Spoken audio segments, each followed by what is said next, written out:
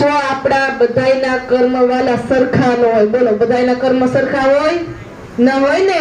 બધાના કર્મ સરખા ન હોય એટલે પરિસ્થિતિ કર્મ અનુસાર હોય. જો કર્મ સારા તો પરિસ્થિતિ સારી હોય, કર્મ નબળા તો પરિસ્થિતિ નબળી હોય. તો જો મોટા ભાઈના કર્મ સારા હોય ને એની પરિસ્થિતિ સારી હોય ને, અને નાના ભાઈના કર્મ નબળા તો એની પરિસ્થિતિ નબળી હોય, તો ત્યારે મોટા ભાઈ જો 12 પુણ્યદાન કરતા હોય ને તો એ તો કરવા જેવું છે, પહેલા જ કરાય.